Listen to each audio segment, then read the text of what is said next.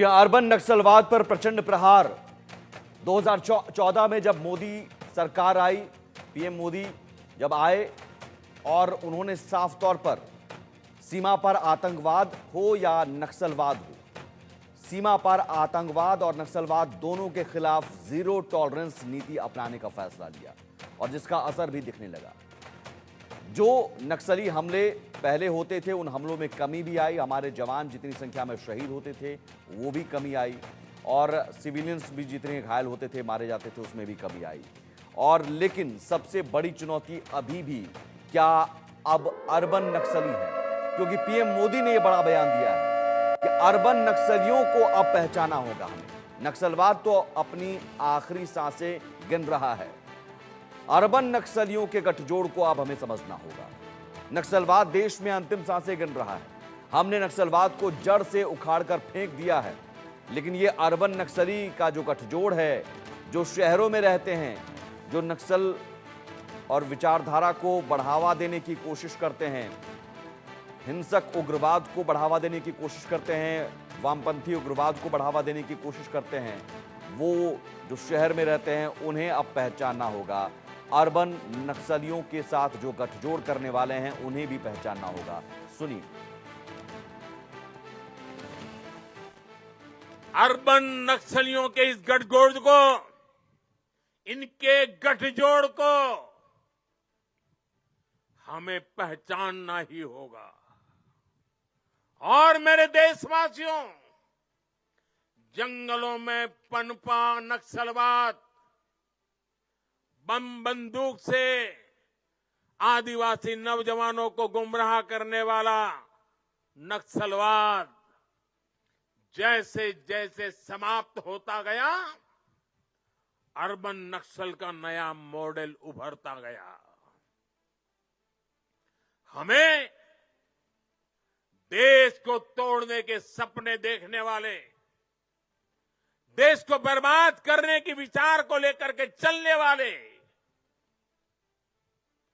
मुंह पर जूठे नकाब पहने हुए लोगों को पहचानना होगा, उनसे मुकाबला करना ही होगा। और वहीं बीजेपी के महासचिव दुष्यंत गौतम ने कहा कि नक्सली अब शहरों में ज्यादा हो रहे हैं, देश को बांटने का काम कर रहे हैं। आजादी के बाद एक मंसूबा कांग्रेस सरकार का था कि देश आजाद तो हो रहा है, जल्दी गुलाम करने का था। लेकिन मुझे लगता है कि आजादी के समय जो चुनौतियां थी, उससे कई चुनौतियां आज खड़ी हैं। सीधा सीधा बोला जाता है कि सनातन को खत्म कर देंगे, सीधा सीधा पाकिस्तान और चाइना में बैठकर भारत की सरकार को गिराने का षड्यंत्र किया, सीधा सीधा कहा था कि हम इसको बांग्लादेश बना देंगे और देश की संस्कृति सम्मान को गिराने का काम किया जाता है। और जो लोग ये काम कर रहे हैं, चुनौती हमारे सामने है, जातिवाद में बांटने का काम कर रहे हैं, जो अंग्रेजों ने कहा था वो काम ये कर रहे हैं, सेना का मनोबल गिराने का काम कर रहे हैं, जो भी देश को बढ़ाने वाली संस्थाएं काम करती हैं उनका सबका अपमान, चाहे वो कानून प्रक्रिया रही हो या चाहे चुनाव प्रक्रिया रही हो, अनेक सभी का अपमान करने का लगातार ये काम कर रहे हैं। और मुझे लगता है कि मोदी जी के नेतृत्व में, हाथों में सरकार, देश चल रहा है, वो जिस प्रकार से कदम उठा रहे हैं, देश को आगे बढ़ाने के लिए उठा रहे हैं, ऐसे लोगों के विचार कभी भी पूरे नहीं हो पाएंगे। और तीन मेहमान हमारे साथ जुड़े हुए हैं। खेमचंद शर्मा है, बीजेपी के नेता, सैफ खान है, कांग्रेस नेता, और आलोक मेहता हमारे साथ जुड़े हैं, एडिटोरियल डायरेक्टर, ITV नेटवर्क। आलोक सर, सबसे पहले आपसे ही सवाल, आपने चूंकि मनमोहन सरकार के दौर को भी बहुत नजदीक से देखा, उस समय क्या स्थिति थी कि नक्सली हमले इतने होते थे, नक्सली हमले में जवानों की शहीद होने की खबरें हम अक्सर देखते थे, यहाँ तक कि पूरी प्रदेश की कांग्रेस की लीडरशिप छत्तीसगढ़ में हमें याद है कि ख़त्म हो गई थी नक्सली हमले में। और अब ज़ीरो टॉलरेंस की नीति जब से अपनाई गई 2014 के बाद से, तो नक्सलवाद कहीं ना कहीं आखिरी सांसें गिन रहा है। लेकिन एक चुनौती जो पीएम मोदी ने कहा, अर्बन नक्सली, ये कितनी बड़ी चुनौती है? सुमित जी धन्यवाद। ये मुझे लगता है कि बहुत बड़ा मुद्दा है और प्राइम मिनिस्टर नरेंद्र मोदी ने पहली बार इतना तीखा हमला किया है, क्योंकि उनके पास तो रिपोर्ट होगी और इसीलिए जब उन्होंने कहा हमें निपटना है, मतलब वो जनता को साथ में जोड़ना चाहते हैं, समाज को जोड़ना चाहते हैं इस मुद्दे पर, वो जागरूकता लाने की बात। ऐसा नहीं कि उनको नहीं मालूम है, जैसा आपने बहुत अच्छी बात कही, विद्याचरण शुक्ल, मैं इंदिरा गांधी के जमाने से उनको जानता था जी। और इसलिए नक्सली जिस तरह से बढ़े, इंदिरा गांधी ने एक समय में सिद्धार्थ शंकर रे राज्यपाल थे और कैसे सफाया किया, लेकिन उसके बाद में फिर उभरते चले गए। और आपने मनमोहन सिंह सरकार का जिक्र किया, ये सही है। ये जो एनजीओ के नाम पर, मीडिया के नाम पर, मैं इसलिए कि हमारे ऊपर कलंक है सुमित जी, आप और हम पर भी कलंक है, क्योंकि जो लोग इसका नाम लेकर के विदेशी फंडिंग से भारत को तोड़ने वाले तत्वों का समर्थन करते हैं मानवाधिकार के नाम पर, ये गलत है, क्योंकि यही नक्सली तरीका है। वो जमीन पे कोई सड़क न बने, आप तो गए होंगे, आप जानते हैं बिहार में, झारखंड में, बिहार में कितना नियंत्रित हुआ है, जी। वरना सड़कें कभी बन सकती थी कर्पूरी ठाकुर के गांव तक, कहीं गया जाने के लिए 4 घंटे हमें लगते थे एक जमाने में, क्योंकि इतना खतरा होता था, 6 बजे बाद बाहर मत निकलिए, जाइए मत गाड़ी से। बिल्कुल सर, मैं कुछ आज दिन वो पहले नहीं। मैं अपना अनुभव आपने कहा तो काली पहाड़ी है वहां पर, जो झारखंड देवघर को जाती है, वो काली पहाड़ी पर ये होता था कि पहले आप 4 बजे के बाद, शाम 4 बजे के बाद पुलिस कहती थी कि मत जाइए आप। अब आप जा सकते हैं। 9-10 बजे रात में मैं गुजरा और बाकायदा पुलिस की पेट्रोलिंग होती है, लेकिन वहां कोई स्थिति ऐसी नहीं नजर आई मुझे। बिल्कुल, आपने कहा, मैं दंतेवाड़ा से जगदलपुर चीफ मिनिस्टर से मिलना था, तो हमारे साथ पूरी एक टीम थी और आप ये देखिए कोई सुरक्षा प्रबंध नहीं था। रात को पूरी रात हमने उस एरिया से वहां तक यात्रा की, रायपुर तक। तो ठीक है, कुछ इलाके में चल रहा था, एक आध जगह इस तरह से मुठभेड़ भी हो रही, कुछ हुआ, क्योंकि सफाया जिस ढंग से हुआ है पिछले कुछ वर्षों के दौरान। लेकिन हाँ, अभी भी वो खतरा है, चाहे वो कश्मीर के आतंकवादी तो पाकिस्तान से प्रेरित होते हैं, यहाँ पर किसी, ये जो अर्बन नक्सल लोग समझते नहीं है कि अर्बन में ऐसा नहीं है, शहर में रह करके आप उनकी फंडिंग करें, उनके विचार को, या कोई बाहर से आपको मिलता है। ताजा उदाहरण है, मैं नाम नहीं लेना चाहता क्योंकि कहने को तो वही समुदाय होते। कनाडा से इतना ज्यादा विवाद चल रहा है, उस समय जो भारत के तोड़ने और भारत के बिल्कुल एक तरह से अभियान चलाने वाले लोग हैं, उनको सम्मानित करें पत्रकारिता के नाम पर, आप इस उनको फंडिंग किया जाता है, कई ऐसे लोगों को फंडिंग करके अमेरिका में बुलाया जाता है। और एक और सबसे जरूरी बात सुमित जी, वाशिंगटन पोस्ट का हवाला देते हैं लोग कि साहब भारत की क्या स्थिति है, भारत की। वाशिंगटन पोस्ट के मालिक ने कहा कि हमारी मीडिया की क्रेडिबिलिटी सबसे नीचे गिर गई है। मालिक कह रहा है, हम और आप तो भारत के हैं। प्रधानमंत्री जो कह रहे हैं, इसलिए कि ऐसे सब तत्व जो चाहे वहां का मीडिया में जैसे लोग हो या यहाँ के हो, या प्रोफेसर के नाम पर नक्सली ऐसे रहे हैं, और कांग्रेस इससे विपरीत नहीं हो सकती। मैं ऐसा मानता हूँ कि कल तक वहां बघेल सरकार थी, छत्तीसगढ़ में थी, आज भी वहां पर झारखंड में है, तो मैं नहीं मानता कि कांग्रेस के प्रवक्ता कहेंगे नहीं बहुत जरूरी है, हम नक्सलों को बढ़ावा देंगे। मेरा ऐसा मानना है, क्योंकि शहीद हुए हैं इंदिरा गांधी और राजीव गांधी और कांग्रेस के कितने ही नेता, तो ये पार्टी का सवाल नहीं है, इसको पार्टी का नहीं बनाया जाना चाहिए, देश के लिए। और चूंकि ये शंकरदयाल शर्मा कहते थे जी, ये कर रहा है, विदेशी तत्व कर रहे हैं, आज प्रधानमंत्री ने कहा है अंतर्राष्ट्रीय ताकतें और भारत के अंदर की ताकतें जो कर रही हैं, हमें उससे निपटना है। और इसलिए हमारा आपका दायित्व भी, आपने अच्छा विषय उठाया कि हम उन लोगों को, और अदालत से मेरी हमेशा, मैंने कल भी ट्वीट पहले भी करता रहा हूं, अपने यहाँ लिखा भी है, बोला भी है, सुप्रीम कोर्ट को ऐसे मामलों में ज्यादा कड़ा होना चाहिए। अभी एक बड़ा गंभीर मामला था, उसको जमानत दे दी गई, इतने करेक्शन है, उसके लोग छुपे हुए हैं, हिमाचल में छुपे हैं, कोई झारखंड में छुपा है, कोई आंध्रा में छुपा है, और उन्होंने कहा दीजिए छोड़ दीजिए, मीडिया के नाम पर काम कर रहा था। ऐसे तत्वों पर जब तक सुप्रीम कोर्ट भी, प्राइम मिनिस्टर क्या करेंगे, गोली नहीं। दिक्कत यह है कि सर ऐसे लोगों को गिरफ्तार किया जाता है तो फिर तमाम जो लोकतंत्र की दुहाई देने वाले लोग सामने आ जाते हैं, मौलिक अधिकारों के हनन की बात शुरू हो जाती है और मोदी सरकार को कह दिया जाता है ये हिटलरशाही है।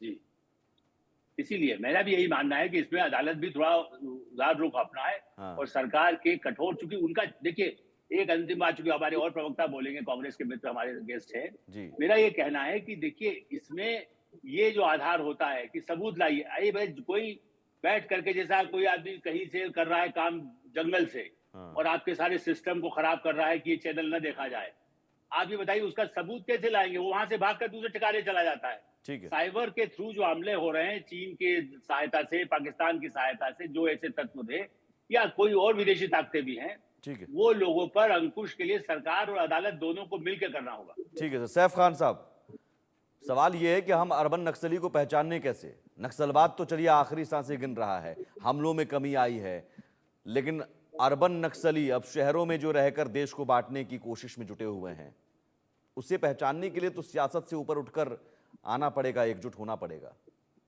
बिल्कुल, मैं आपकी बात से सहमत हूं सुमित कि नक्सलवाद को खत्म करने के लिए इनकी जो शाखा हैं, इनकी जो रिसोर्सेज हैं, चाहे वो विदेश से फंडिंग की बात हो रही हो अभी, या सिटी से ही जंगलों की तरफ अगर फाइनेंसेस या फिर उनको उनकी इम्यूनिटीज उनको पहुंचा रहे हों, तो इन सब पे रोक लगाने के लिए हमारे आईबी, हमारी जो डिपार्टमेंट्स हैं सक्षम हैं, और मुझे लगता है उस पे उनको और तेजी, सख्ती की बहुत आवश्यकता और जरूरत है कि हम इस नक्सलवाद को खत्म कर सकें।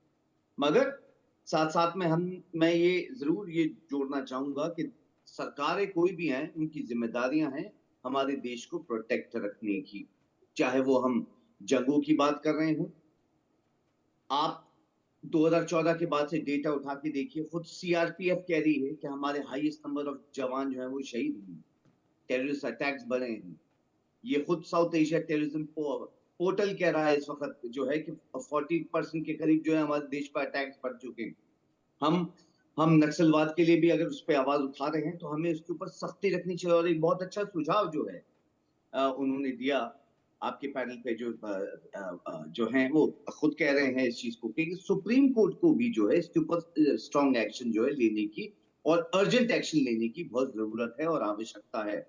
और ये मैं बात बिल्कुल सहमत हूँ कि सुप्रीम कोर्ट को जो है इन केसेस के लिए जो है एक स्पेशल कोर्ट्स भी मुझे लगता है कि आप बनाने की आवश्यकता है कि जिसमें हम जल्द से जल्द जो है केस निपटाए जाए, जल्द से जल्द उसके ऊपर जो है एक्शन उठाया जाए और जल्द से जल्द उसके ऊपर इम्प्लीमेंटेशन किया जाए।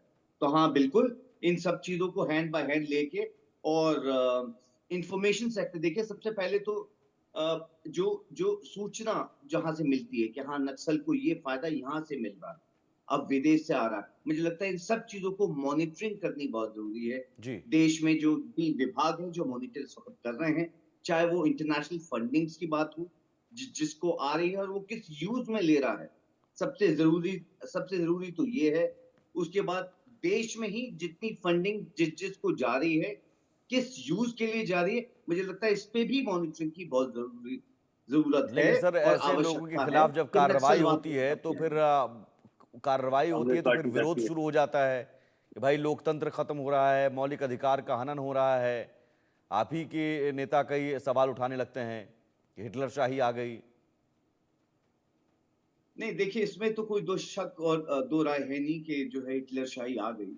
डिक्टेटरशिप में आज पूरा देश ये जानता है कि दोनों बातें कैसे चलेगी भाई? अब सुरक्षा एजेंसियों को इनपुट्स मिले कि कोई यहाँ पर पत्रकार की वेशभूषा बनाकर या पत्रकार के रूप में नक्सलियों की मदद कर रहा है, कोई एनजीओ के नाम पर या नक्सलियों की मदद कर रहा है, दिखने में बहुत अच्छा लग रहा है, इलीट लग रहा है, उसे गिरफ्तार कर लिया तो देखिए भाई वो तो शरीफ आदमी थे। भाई सुरक्षा एजेंसियों के इनपुट्स मिले तो गिरफ्तार कर लिया, तो उसमें आपको कहेंगे हिटलरशाही। आप दोनों बात कह रहे हैं कि नहीं, उन्हें मॉनिटर भी करना चाहिए, कार्रवाई भी करना चाहिए, कार्रवाई करें तो विरोध भी करेंगे आप।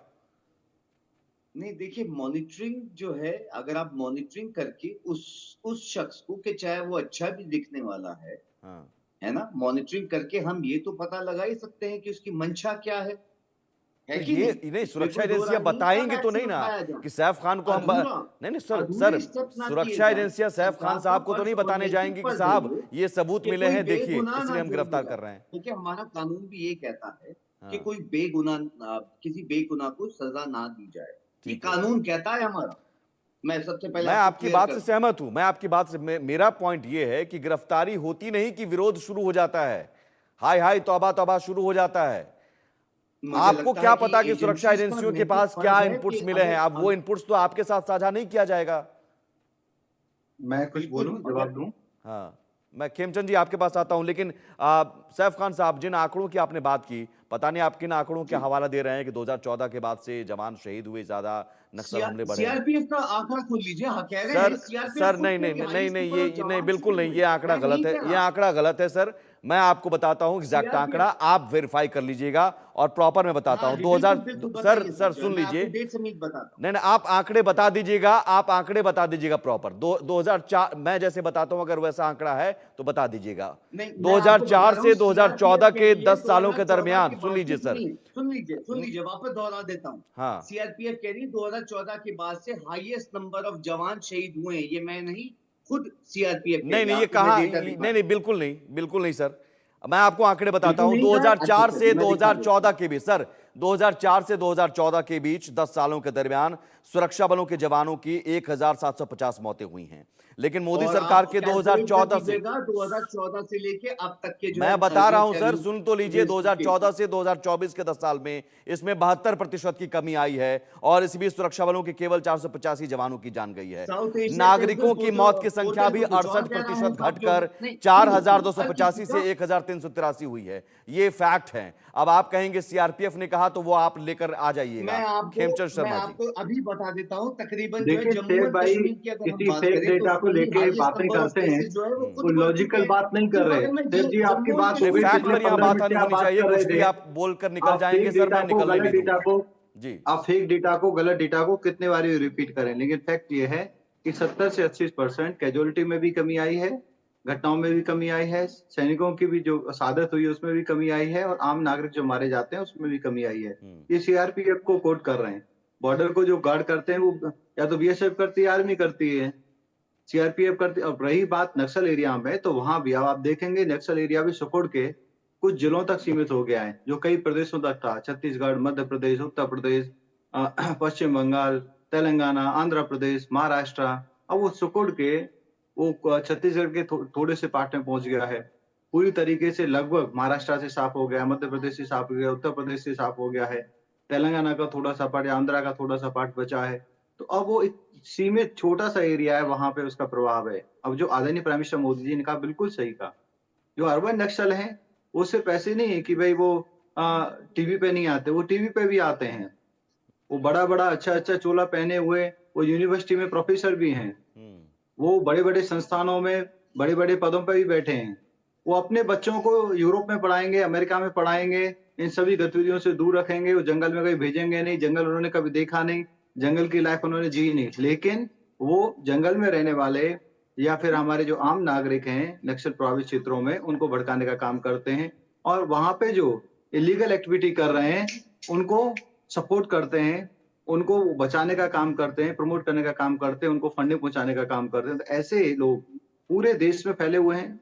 आदरणीय प्राइम मिनिस्टर मोदी जी ने कहा हम का मतलब सबको मिलकर उनको आइडेंटिफाई करना है, आइडेंटिफाई करके उनको आइसोलेट करना है, आइसोलेट करके उनको सजा दिलवाने का काम करना है, क्योंकि वो ज्यादा खतरनाक हैं।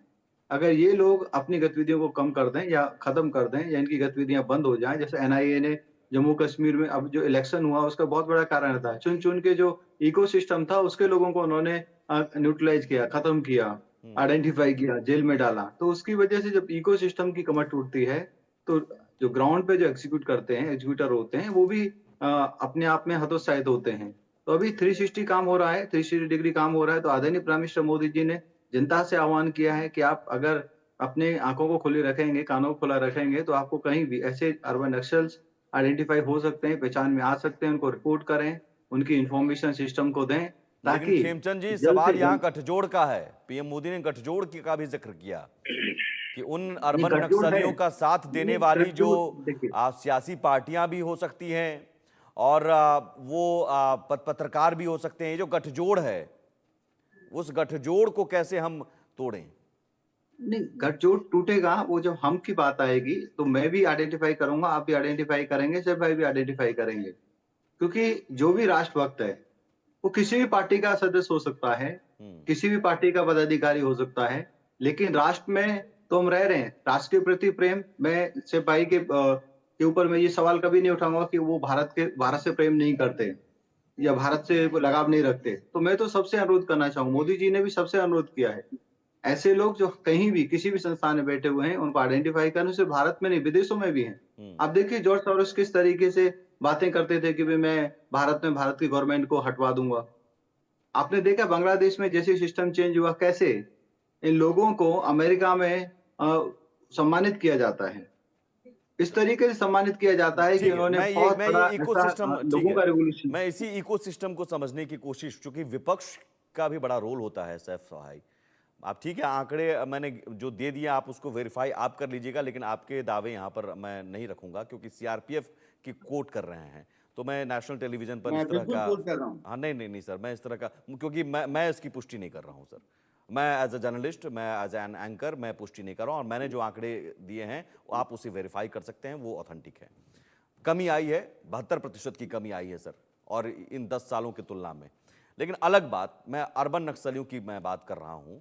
ये विपक्ष में होने के नाते जो पीएम मोदी की अपील है, उस अपील को आप भी क्या ज्यादा से ज्यादा लोगों तक नहीं ले जा सकते हैं कि हाँ नहीं देखिए साहब, पीएम मोदी ने कहा है और ये बात सच है, उसे लोगों को पहचाना होगा, और सरकार अगर कार्रवाई करती है तो कार्रवाई के साथ हम खड़े रहें। तो बिल्कुल हम साथ में हैं इस चीज के लिए, जो है बिल्कुल नक्सलवाद को जो है खत्म करना चाहिए जो है, और इसमें जो इन्वेस्टिगेशन एजेंसीज हैं उनको और बढ़ावा, उनको फैसिलिटेट करके उनको एक ज्यादा फैसिलिटी देनी चाहिए, उस पे ज्यादा रिक्रूटमेंट्स होनी चाहिए जी, कि वो अपना नेटवर्क बढ़ा के एक्चुअल मॉनिटर करके जो है ऐसे लोगों को पॉइंट आउट करके जो है गिरफ्तार कर सकते। ठीक है सर, जरूरत इस चीज की है, ठीक है, और हम साथ में हैं, ठीक इसमें है। क्या हम साथ में नहीं, आलोक जी, बिल्कुल साथ में है। बिल्कुल अच्छी बात है, ये स्वागत योग्य है। आलोक जी, सवाल अब ये है कि गठजोड़, जैसा कि आपने कहा, और मुझे लगता है कि तो आप बहुत ज़्यादा जानते भी होंगे, ऐसे लोगों को पहचानते भी होंगे, लेकिन पहचानने की ज़रूरत है, तो हम जैसे लोग कैसे पहचानें और उस गठजोड़ को कैसे तोड़ा जाए?